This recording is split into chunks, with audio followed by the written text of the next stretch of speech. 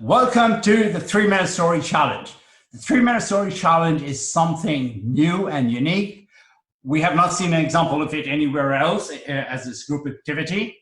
And what has been a great thing for us to see is how the stories have started to get more intimate and more serious. People have gone into depths and explained things from their lives, and that's been a great revelation. We didn't know what to expect in this. So now we are starting our evening, and we have today 4 storytellers, but you're going to hear 5 stories. 5 stories are going to be shared here, 5 true stories in the space of 3 minutes per story. I'll explain that later on. We also have with us Elizabeth. And Elizabeth is going to give us a talk. And I'm going to have a talk with Elizabeth about improv and the improv aspects of storytelling within improv. So once we get to Elizabeth, we will talk a bit more about that. I'll introduce Elizabeth a bit more then. But for now, let me explain how the 3 Minute Story Challenge functions. The host of the evening, Sylvie, is going to mute the speaker's mic. It's happened twice so far that we've had to mute the speaker's mic, and we don't know how that story ends. Are we all up for the challenge? Yes, storytellers? Yippee, great to see that. Let's all put our hands together for the first storyteller of the evening, and that is Artemis. Artemis, can you come onto the stage on the virtual stage? Hello, everyone. Hello. It's a pleasure to be able to share my story. Thank you, Kumar, for inviting me. This story is going to be about how the night is the darkest before the dawn. It's about when you think that all hope is lost. Somehow life figures out a way to work out everything. So let's start from the beginning. Like a few years ago, I won a scholarship to study in China, software engineering. And I went there, I studied for 2.5 years, 3 years actually, because I needed 6 more months. And then when I finished my degree and already graduated from the university, there is a 1-month period where you can stay in China with that kind of visa, which is a J visa, which is a student visa. Just a note to everyone, if you want to work in China, you need a Z visa. And once my visa was running out, like probably the last week, I got a call from the police. Atanas, or they said it in Chinese, I could speak a little bit. Your visa is running out. What are you doing? I will figure it out. It's all right. I'll be okay. Then the next day, of course, I'm not a rich person. I cannot afford to live in China just from my savings. So I had to work, although in the incorrect type of visa. And I found a part-time job as a teacher. So the next day, the police came to the school and they took my passport. And they told me, come to the next morning at 8 o'clock to the police, and we'll figure out what's going on. I see my time is running out, so I'm going to cut it short. After waiting for 8 hours in the police, they explained me, you're in the incorrect type of visa. You're going to be punished.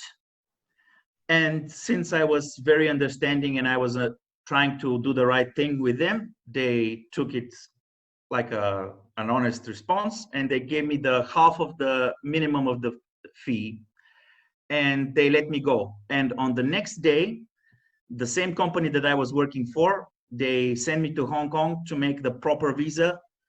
And when I come back, I was already legal. But it took being illegal for a moment, getting into the police, being some kind of arrested to work this all out. And I think that's my story in short. Wow. Excellent, Agnes. Excellent. That was lovely. Thank you so Thank you. much. Beautiful story. It's very interesting how you painted the picture you painted about China. They seem to be extremely efficient and on the ball, right? They're keeping a track of people, very, very close track of people. And I can Yeah. imagine it. I I visited couldn't China. believe it. I got a call, especially for me, that somebody has been monitoring my visa, Yes. personally me, and then they came to establish that. Yes. Personally. How long did you live there after you went back legally? 5 years. Wow. Okay. There are many more stories we've got to hear from Atnas about his time in China, and definitely some other stories. So Atnas, once more, thank you Thank you so very very much. much. Lovely story. you. Next storyteller is Roman. My story is also about moving between the countries and illegal types of visas. Around a year ago, I decided to go to Stockholm. And to make it worse, I decided to go with a Flixbus. And from Hamburg to Stockholm, it's about 18 hours trip. On the first stretch between Hamburg and the Danish border, I got to know a guy who was speaking quite good Swedish, who looked rather Arabic.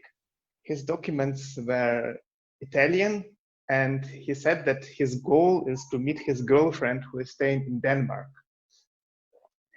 At the border to Denmark, however, it turned out that his documents are illegal and he had to leave the bus.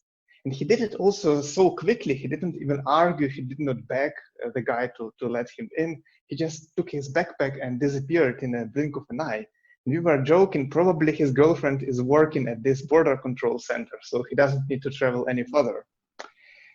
After this, as my documents were okay, I finally arrived to the Swedish border, and there were also border control, and a quite hard one, because somehow they got information that there are drugs arriving to the country, and they checked everyone. The bus was checked, every suitcase and every bag was searched. And when we were standing in the line, and when my turn came, the policewoman introduced herself and asked if I would like to speak English or Swedish, and I said Swedish. However, it turned out to be a mistake because the Malmö Swedish, the southern part, is quite different from the Stockholm variant that I learned, and so I could not do a really meaningful conversation with her, and she was getting angry. But nevertheless, the control was over, and we were back in the bus, and I fell asleep. But suddenly there was someone was screaming, and it was just so shrill. In the night, I woke up, I looked around, but nothing unusual was happening. So I fell asleep again. In the morning, I asked another passenger, was someone screaming or did I just dream about it? And he said, yeah, actually the bus started to veer off the road, and we thought that the driver was falling asleep. And so we started to scream, and probably the driver woke up and regained control of the bus. So I must say it was really a perfect adventure because all three ingredients were out there. So first, I got to know some strange people. Second, I messed up with police. And third, I almost died. Thank you for listening. Brilliant, Roman. That is a lovely story. It's a fantastic story. I like this 18-hour trip on a Flexbus. I have done a 9-hour trip. That's a story you just reminded me about it. And doing 18 hours on a Flexbus, hats off to you. Just not Flexbus, but on a bus all the way. In Germany, we use bus instead of bus. So that's a kind of become quite big here, the Green Line kind of bus. But that a lovely story. I love the fact that you brought in 3 different stories, which themselves could have a lot more in there. Okay, ladies and gentlemen, now let me introduce Elizabeth.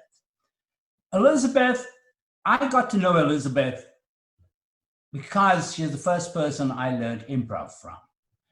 I was fascinated by her class. I'd done a couple of improv, not workshops. I'd been to an improv event and been on stage for a couple of times. but I didn't know it. And I did a workshop with Elizabeth, and that was my official introduction to improv.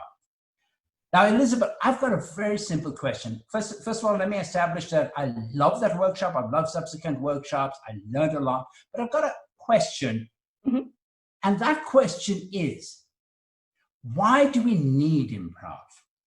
We're always improvising in life, in a sense, right? Because every moment in life is improvised, unless we prepare a speech or something. What is the difference between improv and that? That's a very good question, Kumar. I would say we forget that we can improvise. You know, I think as we grow older, we give ourselves these sets of rules, you know, in any area of life. It can be on stage in theater, it can be in our jobs, in our relationships. And I think we sometimes lose that ability to be in the moment, to be free, and to truly connect with our partner, if that's our romantic partner, our work colleague, a team we're working in. Those are, for me, are the groundstones of improvisation, is to bring people out together, not know exactly what's going to happen, and see that something completely new is created. That, for me, is the heart of improv. And that's why I think we need it. Okay, excellent. Greg, there's another thing about improv. The improvs I've been to, World of Improv is basically Munich based. And it's also a lot of, what I like about improv is that a lot of experimentation also happens. In fact, it is an experiment every time, because you don't know how you're going to react. And you kind of have a goal in mind. And the goal in mind sometimes could be, you want to make it humorous. So you want to get a laugh from your audience. Is that the perennial goal of improv, to get that laugh? Or what's the goal in terms of the audience? Yeah, I think that was, honestly, before I started doing improv, I was very much against improv, because the way I had experienced improv, or the way it was presented to me in terms of posters or of team names, it was hitting that comedy bit really, really hard. And the origins of improv are actually more from the dramatic theater side. And for me, the goal is truthfulness, is honesty and truthfulness in what I'm presenting on stage, when I'm improvising. And it very often is funny, you know, but often we even find things funny that aren't necessarily comical, but because they're truthful, because we as an audience relate directly to that feeling that person is expressing so openly, so freely, we laugh because we understand, because we connect with that person on stage. And what I love about improv as a performer, but also when I'm in the audience, is that extremely close connection we have, both audience and performers. You really become, in the best moments, I find, you become one. You know, there's something in the air, and you as an improviser on stage, you're creating something, you don't know where it comes from. And I think there's something magical about those moments. Okay, great. Short. What's your improv story? How did it start? Where is it? Where are you going with it? So my improv story, like I said, I was more of an more anti-improv in the beginning. I had started acting really late in life, in my early 30s. And there was a play in town in Munich with 2 Canadian actresses, and they gave workshops. And I did their acting workshop, and it was so much fun. I said, come to our improv workshop. One of the 2 actors happened to be one of the top Canadian improvisers. And that's when I fell in love with the art form. And then from there, I joined the group Big This in Munich, Munich's first English-speaking improv group. Started training with them, started performing with them. I took more classes. There's great improv festivals all over Europe. And yeah, and I started to kind of expand my improv knowledge. And I even did a solo show last summer. Very short, but I was by myself on stage, which is really cool. Lovely. Do you have that solo show on video? No. So sad. I'd love to see. Elizabeth, I'll be getting back to you later on. You'll also be sharing a story. You'll go on to stories. Ladies and gentlemen, before we move on, I just want to mention that Atnas is also an improviser, does improv, and his improv group is called the Rice Cookies. Atnas, am I right? Yes, that's right. Thank you, Kumar, for mentioning that. Right. And unfortunately, we're not that good as big this, but we accept everyone and we just try to have fun as much as we can. Let's continue with our stories. Now, our next storyteller of this evening is Roger. Laurie and Herman live directly across the street from us, and you could not ask for better neighbors. We shared copies of our house keys many, many years ago, so we could kind of take care of each other's house if we went on vacation, that sort of thing. A couple of weeks ago, my wife Susan and I got back from a kind of late bedtime walk, and were really surprised to find Herman walking down our driveway looking quite upset. Well, he was very happy to see us because he said he had stepped outside and his door had blown closed, locking him out. He had rang the doorbell and knocked on the door as loudly as he could, but his wife Laura had gone to bed and could not hear him. So he asked if he could borrow our copy of the house key. Fine, I said, you're welcome to it. I knew that Herman was a real, he was very passionate about security. Double locks on his doors, reinforced locks on his windows. He had a security system on his shed that any bank would be proud to have. Well, a few minutes later, the doorbell rang again, and there was Herman. He said, I couldn't get in because I had my key in the other side of the lock from the inside, so I couldn't use the extra key from the outside. He says, I do that on purpose, you see, so that if after I go to bed, if a burglar even has a key to our house, they can't get in. Okay, so now he wants to borrow my extension ladder. What on earth are you going to do with that? Well, he wants to climb up to his bedroom on the first floor and try and wake up Laura there. Well, it's cold, it's rainy, there's no way I'm going to let him do this by himself, so I help him with the ladder, carry it over, we set it up, he climbs up and manages to crawl over the balcony without hurting himself. Now, picture this, if you will. I'm looking around at other neighbors' windows. If anybody sees us, they're going to see two old geezers walking across the street with this big ladder, climbing up to the first floors of a house and trying to break in. I was expecting flashing police lights and blue lights and policemen and so forth. Anyway, he gets up there and he has this Swiss Army knife with a little screwdriver in it, and he starts working it to try and get the fasteners on the screen off.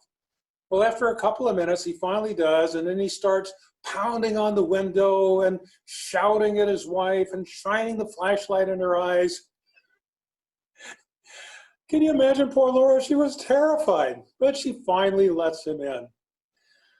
Herman said, thank you very much, but you know, I've got to do something about these windows. Anybody could get in if they wanted to, like I did. What a lovely, lovely story. What a lovely, it is a great story. I loved it. I loved it. A lot of humor in it also. I remember once when we had a problem about our house, and I was living in India at that time, and with my ex, and we were living on the third or the fourth floor, and I climbed up from outside onto my balcony and opened the balcony door. So I can well imagine what all this person went through to try and get that. Roger, thank you so very much for sharing us such a lovely story. Thank you once again. Right. Ladies and gentlemen, taking us to our next storyteller, that's going to be Ranjit. Beer of wine, das last sign. Wine of beer, das rat ich dir. Now, this is just a German saying, and all it means is don't mix your alcohol. See, I was new to Munich. The year was 2005. The time was Oktoberfest. And I very quickly forgot this saying. And off we went to the tents, 2 liters of beer, half a chicken. And then we took a short break and went off to the rides, shaked up the beer and chicken enough, and then went into the next tent. 2 more beers and a nice smoked fish. Went out for a few more rides. And then my friend said, we need to close this evening with a nice bottle of champagne. So we did. But guess what happened the next day? You know, I woke up I woke up with a rash in my hand and I rushed to the skin doctor. Now he looked at it. He didn't know what he was dealing with. I mean, wait a minute, there must have been enough patients in Oktoberfest who did this. But what he did was, he punctured my hands in 50 different places, put different things, and said, go home, come back after 3 to 5 days, no bath. And I was happy about that. And I came back after 3 to 5 days. He tested me, and he didn't find anything. So all he said was, don't mix the alcohol. Now, time has flew by, and beginning of this year, Corona struck, and I enjoyed my beer every other day. And the alternate days, I tend to have a gin and tonic. See, my wife is British, and last week, after 3 to 4 months, we decided it was time to meet the neighbor. And before I met the neighbor, I had already had 2 gin and tonics. And then I went over to his place, and he had 2 amazing beers from Saarland. Finished drinking them. And then, out of an alcohol cabinet, a Kräuter liqueur was waiting for us to finish it off. We finished half the bottle. And then I had to be kicked out. There was no champagne. So we ended up finishing the evening with some Ardbeg, a nice smoky finish. The next day, no problems with my hands, but my stomach revolted. And I just hoped that I had remembered the saying, don't mix your alcohol. So what can I say other than this to all the listeners here? Stay home, stay safe, but don't mix your alcohol. Wow. That is really mixing your alcohol. But I guess after some time, you don't know if you're mixing it or not. It's just one thing following another. It's just a liquid dinner kind of situation. Beautiful story. When I heard the first part of it, I thought, he's young. He's putting down quite a lot at Oktoberfest. But you did that just recently. Poof. Hats off, mate. Thank you very much. Now, ladies and gentlemen, we are going to be taking a summer break. And so this 3-minute story challenge won't come back. We have fixed our dates for the Storytellers Night. From September, our live shows, the dates are being fixed and finalized in substance. We don't know what's going to be. It's going to be like in September if we can actually do it, but the dates are finalized. So True Stories will be coming back. We'd like to see what kind of format we take this. I love the idea of having an international facility to have talks with international people. Like I've said many times, dialoguing with people. Hopefully I can get a show together for somebody about stories across the world. But let's get back to Elizabeth. Elizabeth, you will be sharing a story later on, but I just want to ask you a question. Mm-hmm. I'm thinking of starting a small group for children 8 to, let's say, 15 or 13 or something like that for improv, right? What do you think it brings to children to start learning improv at a younger age? That's difficult, because I always say that improv is important for adults to learn so that adults can learn to be children again, right? Because children already have that freedom and that imagination that they're happy to deal with. I think it's definitely helpful for kids to learn how to connect with one another and be creative, not just alone, but together with other children. Okay, and there's another scenario which I've done. I've worked with refugees and improv with refugees. And we've kind of used the improv scenario to help them loosen them up, when they're meeting with officials. So we kind of throw them that situation. Is that also, in a sense, loosely used a therapeutic methodology? I know that improv is used in therapeutic instances. I know it's been successfully used as a method for people who have high anxiety, who get really closed and lost in their head, and also then very tense in their body. So it can give that confidence and that, again, being centered in the moment for people, which can be very therapeutic. Honestly, for me, it's been therapeutic to do improv. I'm much less paranoid than I used to be.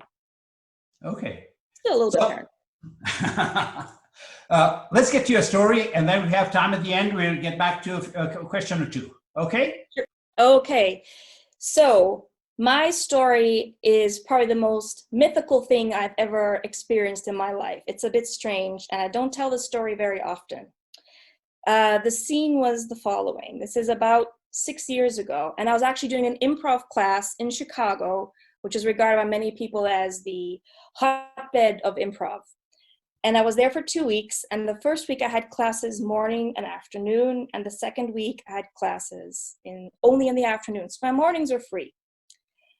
And this one particular morning, I decided to take a bike. I was staying at a hostel, and they had little rental bikes. And I took a bike, and I took a lovely little bike ride along the edge of Lake Michigan. Because, you know, Chicago's right on the water, right there by the Great Lakes. It's almost like being on the ocean, but not quite.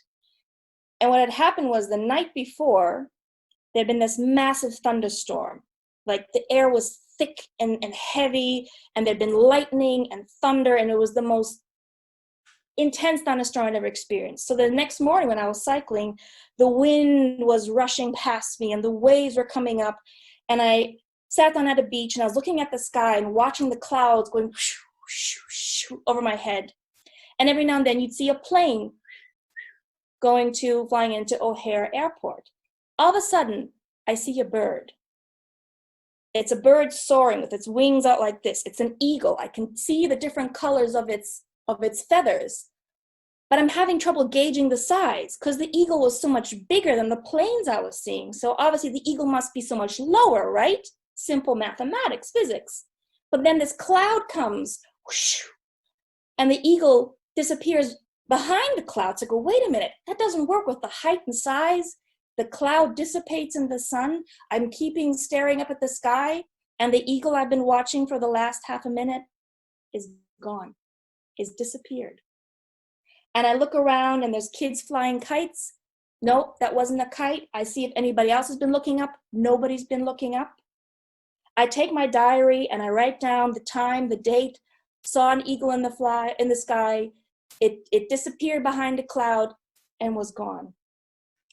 It's time for me to leave the beach. I go to my improv class and I tell them what has happened, and they say, oh yeah, you've seen a thunderbird.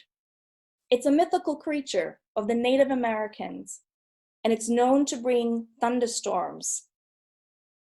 And I don't know if it really was one, but that's what happened to me. And I swear it was there, and then it was gone. And maybe, just maybe, I saw something that other people had happened to not see. A mythical thunderbird. That's my story. Wow, wow, wow. Lovely, lovely, lovely. There's so many mysteries still left in the world, and you saw one of those mysteries. Even though we don't have an answer for it, it's beautiful. I mean, these are memories you'll have to carry with yourself. I've got some memories like that. I've heard everything, and I understand the beauty of it. Yeah. How it must have affected you and all. But thank you all very much. We're running out of time. I've just been signaled. So thank you, Elizabeth. Thank you. Big Disc, great group. I would love to see an solo show by you. Let us know, but we'll put it up and we'll take it forward from there. I'd like to thank all of you also, starting from the top, Atnas, Roman, Roger, and Ranjit, for your beautiful, beautiful stories. We've had a great time. All of you who have come in here, who have been constant for the 3-minute story challenge throughout this short life of it. Let's see it's coming in the future. Thank you all very much. Stay safe. Have a great weekend and hope to see you again soon. Bye-bye.